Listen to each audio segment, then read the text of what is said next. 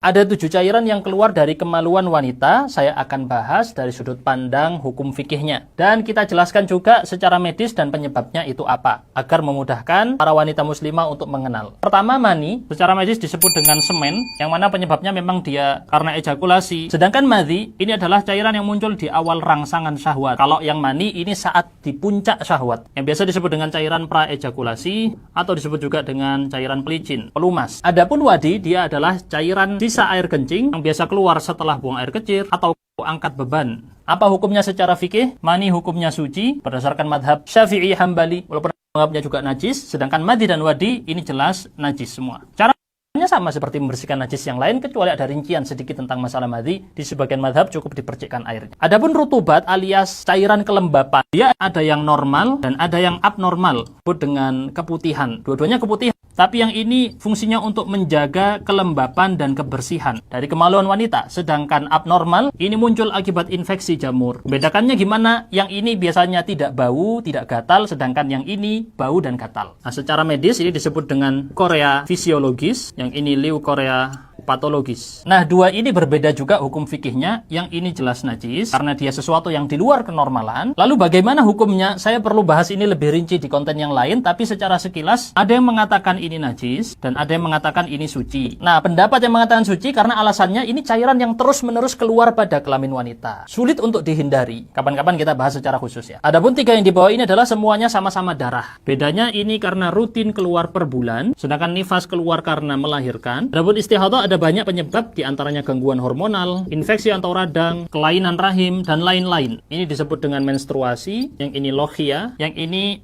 AUB, abnormal uterine bleeding. Bagaimana hukumnya secara fikih? Semuanya ini adalah najis. Dan cara membersihkannya sama dengan cara membersihkan najis-najis yang lain. Semoga jelas buat teman-teman. Dan kalau ada pertanyaan lain bisa tuliskan di kolom komentar atau langsung join aja grup tempat bisa konsultasi bareng kami. Tanya apapun tentang agama.